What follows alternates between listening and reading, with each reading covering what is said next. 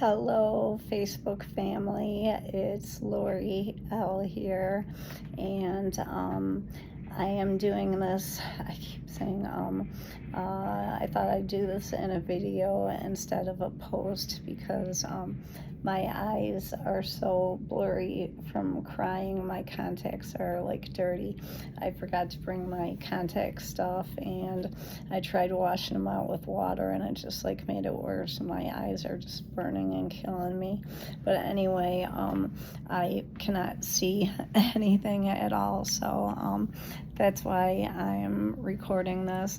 But anyway, I just wanted to tell you guys some amazing news. God is great. First of all, I think a lot of it was my cleaning lady yesterday morning. She asked me, if I believed in God and if I prayed, and I said yeah, and she gave me a rosary. And all day yesterday I prayed the rosary, just not for myself but just for my children, that if I do pass, that they'd be okay and they'd be taken care of and they would be good, and my family. But anyway, then today I got to FaceTime with my dad, Tony Pavia, and my sister, Linda Baccarella.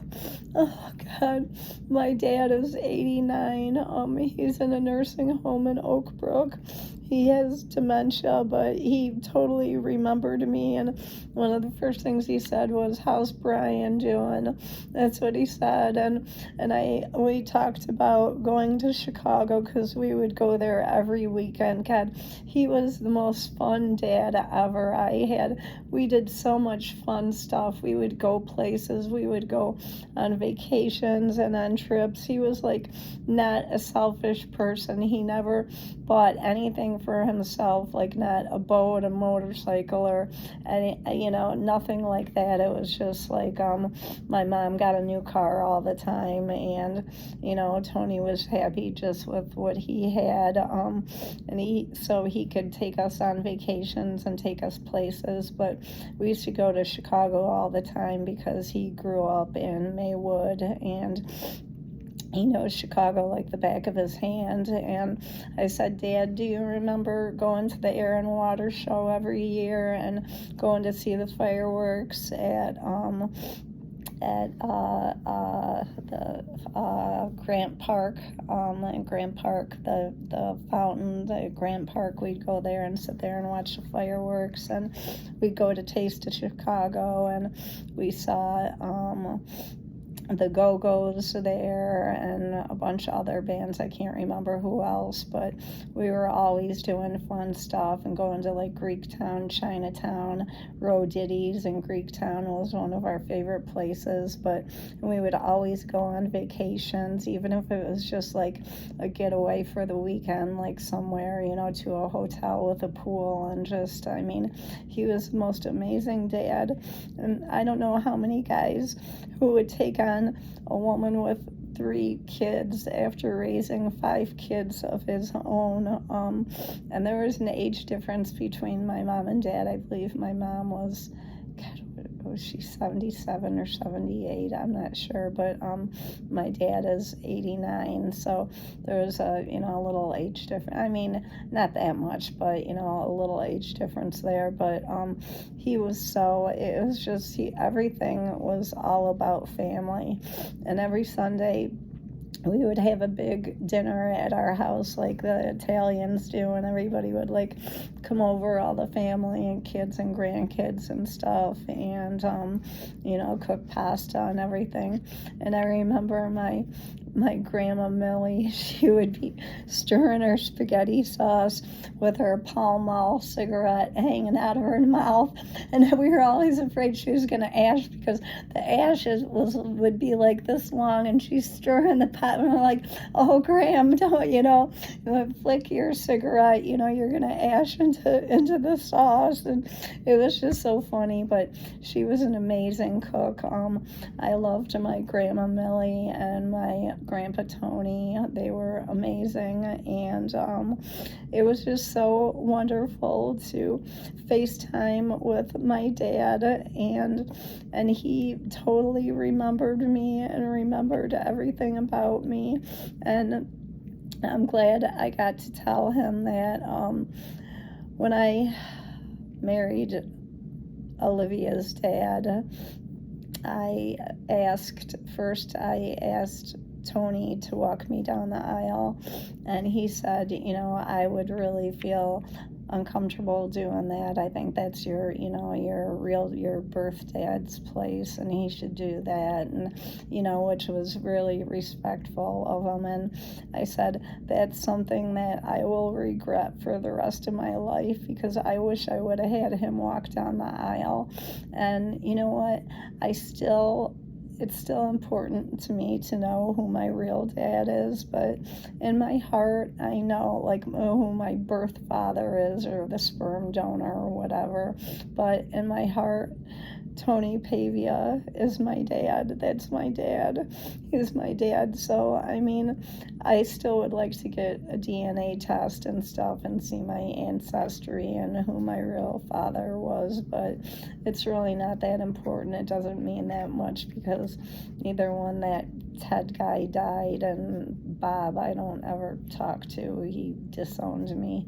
But anyway, and I got to FaceTime with my sister Linda, and she, oh my God, I swear to God, the whole Pavia family has great genes, because they don't age. They looked wonderful, and I heard that Mark's doing really well, and Nancy's doing really well, and my sister Tony passed away, and God, I think it was 2019 or 2020. It was during COVID. But anyway, we talked about her and my other sister Nancy, who's also beautiful. The whole family is gorgeous, and it was just so great.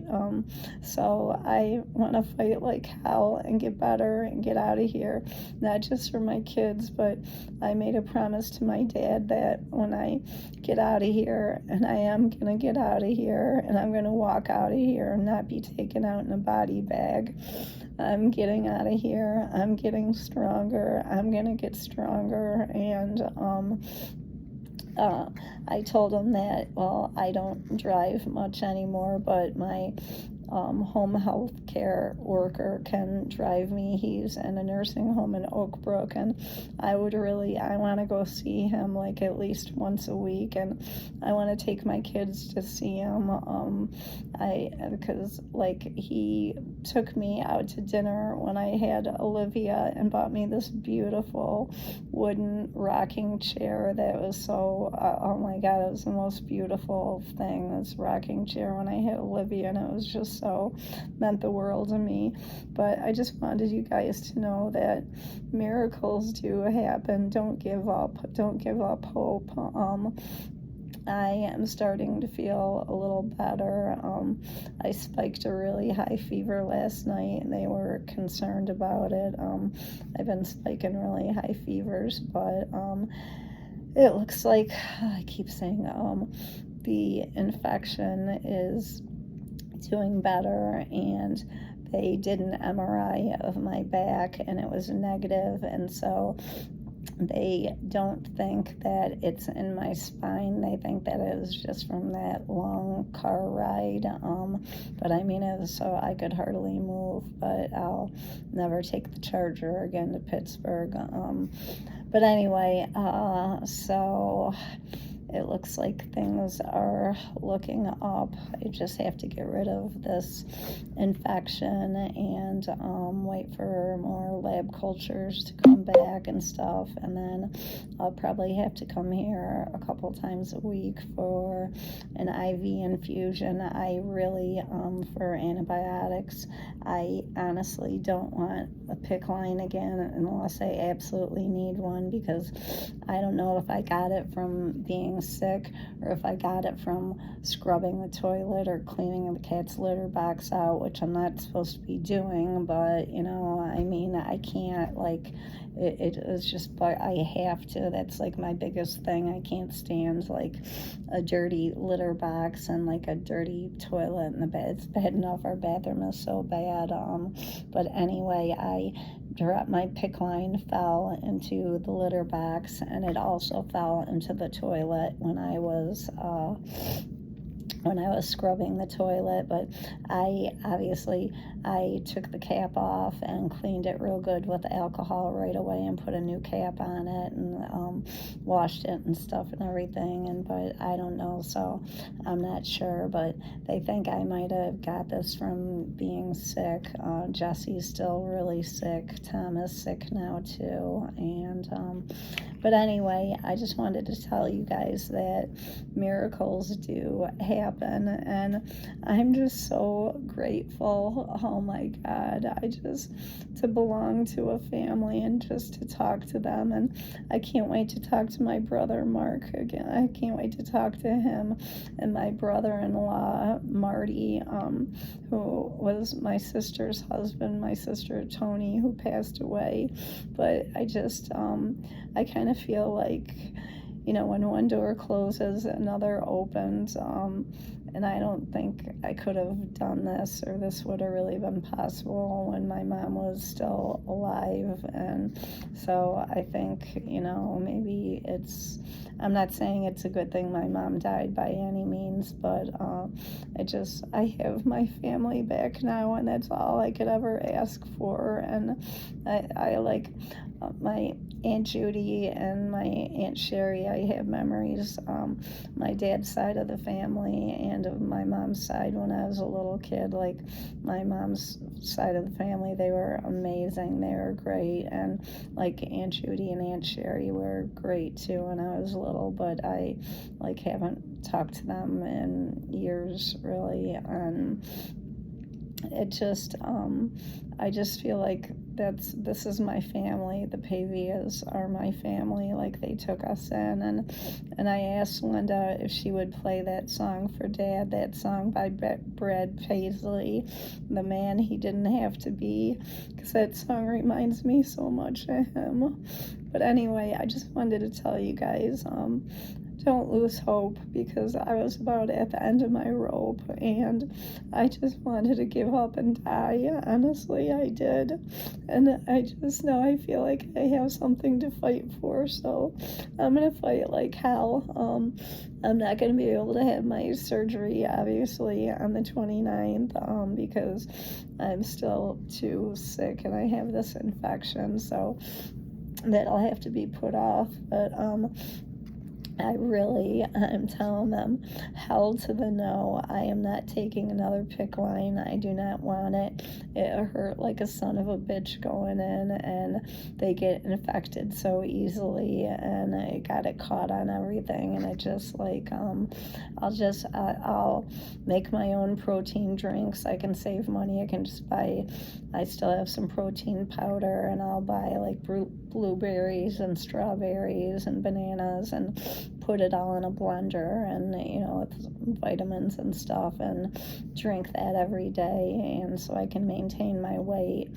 And even the dietitian, she came in yesterday and said that she thought 102 pounds was pretty good for me, going from 77, and I am small boned. And I said, I feel good at 102, and I really would prefer not to gain any more weight, because for reasons I won't get into, I have body issues. It was always taught you could never be too skinny, too tan, too blonde, or too rich, and that was just like drilled into my head. So my weight has always been like an issue. That's why I've never been heavy before, because it was just drilled into my head.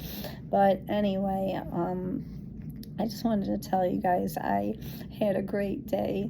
Linda, thank you so much. Linda Baccarella, my sister, I love you. Thank you so much. Thank you. Thank you for letting me talk to Dad. And when I get out of here, I am going to start going to see him.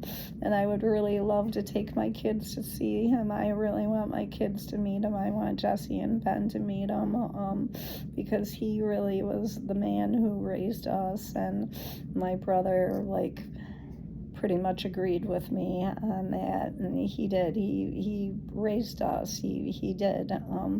But anyway, so I'm feeling more hopeful today, and I think like being positive is such a big part of it. And I was just at the end of my rope, and I could have cared less. If I didn't even want to wake up in the morning, I just wanted to go to sleep and not wake up, and I don't feel that way anymore. So I want to fight. I'm still not over this infection. I'm not out of the woods. And then I still have to have the surgery in Pittsburgh, but it'll have to be put off for a couple months, and that is a life-threatening surgery because a lot of things could go wrong. I could bleed out because there's the superior mesenteric artery is right there, but I have a great doctor. He's one of the best transplant surgeons like in the country. So anyway, I feel confident with that, and so I just want to get better from here and then go and get my surgery, and hopefully that'll help, and hopefully I can have somewhat, I'll never have totally normal life again, but somewhat of a normal life again. So I have hope. So, and if things were that bad for me and they turned around and now things are so much better, that's why please don't make permanent decisions on temporary emotions or temporary thoughts. I mean, because I don't know, if I would have had a gun, I probably would have shot myself in the head. I know that's horrible to say when I have kids, but it's just the pain was so bad physically and mentally, and I just couldn't take it anymore. But I feel so much better now, and I'm so glad I got to see my dad. It was so wonderful FaceTiming with him. Oh God. And I'm gonna go see him soon, and we're gonna talk on the phone, and I'm so happy. I'm so super excited. So anyway, I just wanted you guys to know that. So yes, God is good. Like I said, my housekeeper gave me this rosary, and I prayed the rosary all day yesterday, and I really think that's what helped. Anyway, guys, all right, I'll let you go. I would have wrote all this, typed all this, put it in a text and a message, but my contacts are so blurry I can't even like see right now. So anyway, that's why I thought I would just make a video and tell you guys, and here I go babbling again.